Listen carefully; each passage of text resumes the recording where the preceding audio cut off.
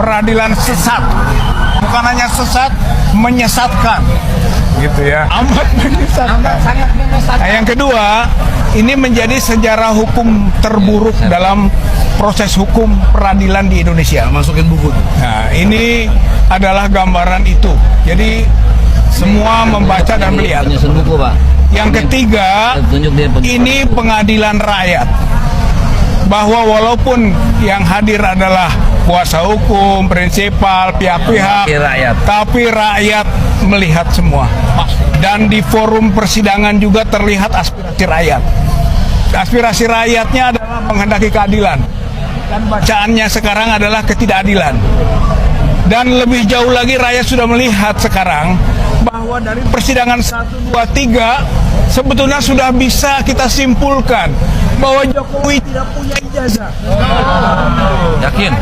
Kalau dia berani dan punya nyali menunjukkan ijazahnya, dipastikan ijazahnya palsu. Jadi ini sudah ada kesimpulan. Ya, saya kira dari sisi rakyat memandang, rakyat melihat seperti itu. Maka mau tidak mau, ini kenapa ada DPR, MPR, gitu kan? Ini supaya segera saja Jokowi dimakzulkan, di impeachment. Persidangan PN Jakarta Pusat, perdata ini alat bukti. Buktinya apa? Salah satu buktinya hakim kabur.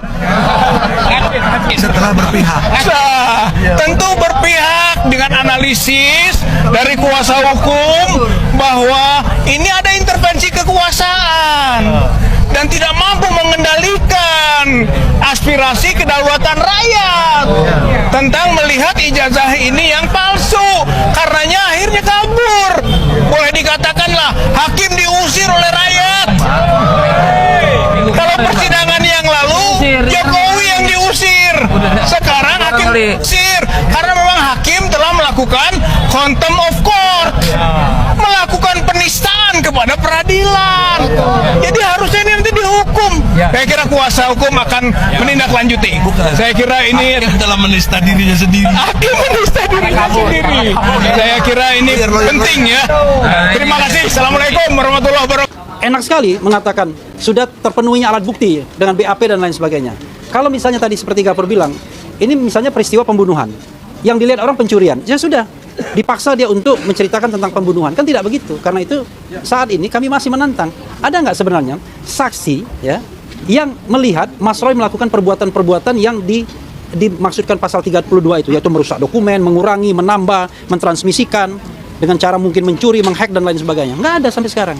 Dan itu dibilang nanti azas praduga tak bersalah akan dibuktikan di pengadilan. Emang enak orang dijadikan terdakwa di pengadilan, padahal sejak dilaporkan, dijadikan tersangka, kemudian diancam untuk ditahan dan lain sebagainya, itu adalah tindakan yang potensial melanggar HAM. Karena itu harus dilakukan dengan hati-hati, tidak boleh sembarangan. Kami baru menguji pasal 32 ayat 1. Nanti 35 kita uji juga. Pasal 35 itu lebih dahsyat lagi, 12 tahun penjara. Coba bayangkan, lihat muka Mas Roy, pantas nggak kira-kira 12 tahun penjara?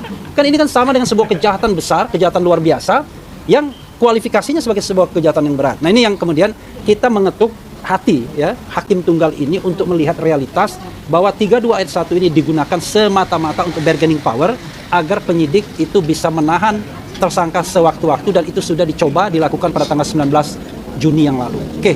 Dan mudah-mudahan berdasarkan persesuaian bukti, baik keterangan saksi kami, kemudian keterangan ahli kami, dan kemudian keterangan ahli dari Polda Metro Jaya yang menegaskan bahwa alat bukti dokumen elektronik itu tidak pernah bisa dibuktikan dalam persidangan ini, maka mudah-mudahan bisa dikabulkan. Amin. Ya, bisa dikabulkan, yaitu menggugurkan pasal 32 Undang-Undang ITE, bukan menggugurkan pokok perkara ya. Ini perlu saya tegaskan dulu ya.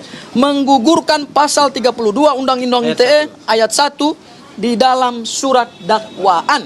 Sehingga nanti setelah ini kami akan mengajukan kembali permohonan pra peradilan untuk pasal 35 Undang-Undang ITE karena kami ingin melakukan challenging ya atau mensomir ya termohon secara parsial. Pasal-pasal penetapan tersangka itu kami ingin cicil parsial. Kenapa kami ingin cicil parsial? Karena kami ingin menguji alat bukti permulaan yang cukup itu fokus ya. Jadi kami tidak membuat dalam satu permohonan gado-gado ya, tapi kami akan cicil satu persatu dan berdasarkan hukum acara pidana yang hari ini berlaku, tidak ada pembatasan terhadap jumlah permohonan pra-peradilan. Mau 1, mau 2, mau 3, bahkan 100 sekalipun, sepanjang objek yang dimohonkan itu tidak nebis in idem, maka tetap dibenarkan secara hukum acara pidana. Ya, halo teman-teman, kembali bersama saya di channel ini, channel Indonesia 2045, yang membahas seputar politik pendidikan dan budaya, serta beberapa kasus atau isu yang lain lah, yang kerap diperbincangkan dan sampai hari ini menjadi sorotan publik ya. Ya, begitu banyak komentar, begitu banyak pandangan dan pendapat-pendapat yang disampaikan oleh berbagai analis ya, pihak-pihak dan sebagainya terkait polemik dugaan ijazah palsu Presiden ke-7 Republik Indonesia Pak Jokowi gitu ya. Dan dalam hal ini memang kalau kita menyoroti kasus ini ya sudah sekian lama ya. Dan teman-teman harus tahu bahwa ini bukan pertama sekali di kasus polemik ini yang digugat oleh Roy Suryo dan seterusnya. Tapi ini juga pernah ya, tapi kalau saya nggak salah dulu itu soal ijazah SMA Pak Jokowi yang keasliannya diragukan dan kemudian katanya nggak lulus SMA ya. Itu dulu ada Gus Nur ya, Gus Nur dan juga Bang Tri. Mereka dipidana tuh kemarin, sempat ditahan juga bertahun-tahun ya. Dan belum pernah ada ijazah asli dihadirkan di persidangan waktu Gus Nur dan Bang Tri. Tetapi tetap saja hadir ijazah itu, tapi ya fotokopian aja akan begitu. Padahal kan yang digugat aslinya bukan soal ada atau tidaknya, kecuali misalnya wah nggak ada misalnya gitu ya. Nah maka ketika diperlihatkan fotokopinya artinya ya ada ijazah itu. Nah tapi asli atau enggak ya kita belum tahu. Bisa saja ijazah palsu ada. Kan banyak juga ijazah-ijazah palsu yang bahkan dijual-jual kan begitu ya. Bahkan ada yang membeli ijazah ya. Ya mungkin aja kan begitu. Oleh karena itu sehingga ya kenapa Pak Jokowi tidak menghadirkan ijazah itu. Bahkan diduga Gus Nur dan Bang Tri ini menjadi korban kriminalisasi lah ya. Meskipun waktu itu kalau saya nggak salah nggak Jokowi yang melaporkan, kan Pak Jokowi sebagai presiden waktu itu. Tapi ya saya kira ya mungkin ya Jokowi yang nyuruh orang atau gimana kan begitu ya. Dan kemudian bahwa di sini juga disampaikan oleh Dr. Tifa ya. Dr. Tifa ungkit 12 tahun Jokowi jadi pejabat. Nggak pernah akui lulusan UGM hingga tak diundang reuni. Sebetulnya sejujur-jujurnya ya Pak Jokowi ini 2005 ya 2005 waktu wali kota Solo, kemudian 2000 berapa tuh 2009 bukan ya pokoknya 2000 berapaan lah itu ya. Dari wali kota Solo dua periode kalau saya nggak salah itu, kemudian gubernur ya 12 tahun lah gitu ya, 10 tahun kan gubernur Pak Jokowi 2 tahun doang kan, digantikan dengan Pak Ahok waktu di 2014 beliau berkontestasi pilpres kan gitu ya. Nah 12 tahun nggak pernah Pak Jokowi memang mengatakan atau mengakui lulusan UGM hingga tak diundang reuni. Ya, kemudian ketika menjabat sebagai presiden maka baru mulai di situ digembar-gemborkan bahwa Pak Jokowi lulusan UGM.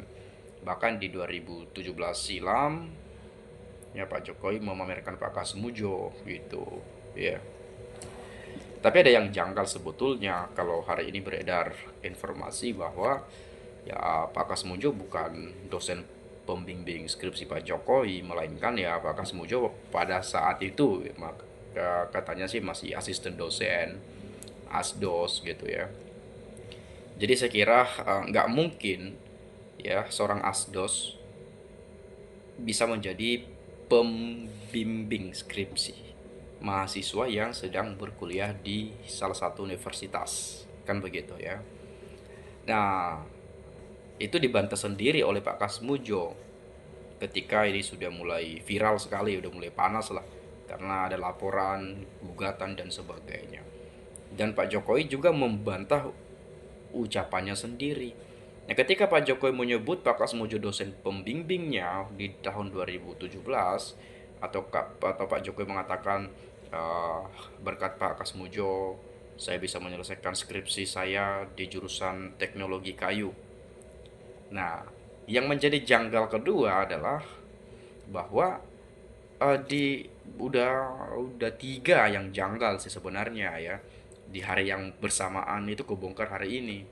Ketika 2017 mengatakan Pak Kasmujo dosen pembimbing dan sebagainya, ternyata ketika ini sudah mencuat dibantah Pak Kasmujo.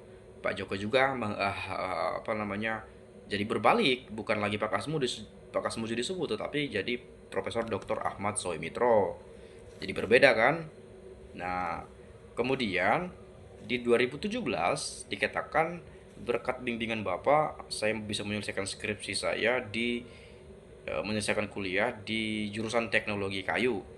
Nah, tersebar luas ya, dan dicari bukti-bukti, digali dan macam-macam. Ternyata di tahun itu nggak pernah ada di Universitas Gajah Mada ya, di Fakultas Kehutanan yang jurusan itu teknologi kayu. Nggak ada. Padahal Pak Jokowi dulu mengatakan di teknologi kayu. Sedangkan di UGM sendiri nggak ada yang namanya jurusan teknologi kayu di Fakultas Kehutanan.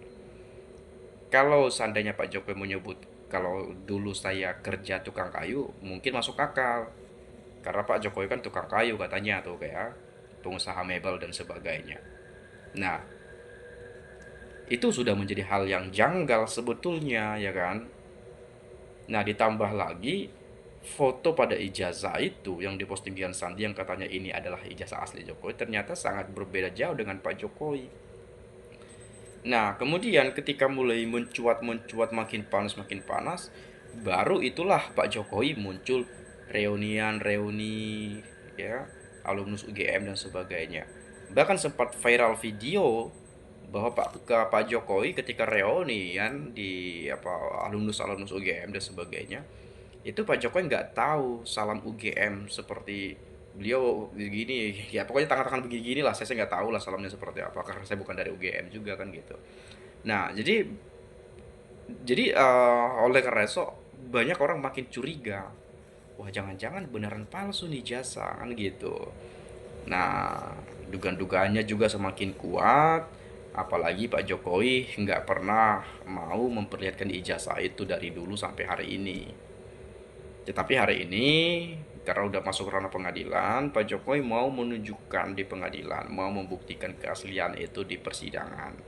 Dan itu yang kita tunggu. Namun hasilnya tetap saja Pak Jokowi belum hadir sejauh ini ke persidangan. Ya, belum hadir ke persidangan sejauh ini. Padahal ini sudah sidang kedua loh. 16 Juli mungkin sudah sidang ketiga. Udah ya. Ini sorry, saya lupa, ini tanggal 19 ya. Udah sidang ketiga ternyata teman-teman ya. Dan belum hadir juga. Nah, saya nggak tahu sampai kapan beliau ini akan hadir. Ya, dan itu yang kita inginkan, bahwa kebenaran itu bisa ya terungkap lah. Ya, biar masyarakat juga tahu. Dan pihak penggugat juga bisa mendapatkan keadilan atas dirinya yang sebelumnya ditetapkan sebagai tersangka. Ya, mereka juga punya kesempatan dong untuk menguji keaslian ijazah Pak Jokowi kalau ijazah Pak Jokowi yang katanya asli itu diperlihatkan nanti, kan begitu ya. Dan fokusnya memang harapan kita fokus pada tahap pembuktian status ijazah asli atau palsu, tidak hanya berfokus pada pasal-pasal yang menjerat para tersangka. Ya, saya kira mungkin ya kita bersama menginginkan itu ya. Dan tentu sekali lagi saya tekankan bahwa kebenaran pasti akan mencari jalannya sendiri ya. Terima kasih saya ucapkan, kita akan bertemu di video selanjutnya. Salam dan sampai jumpa.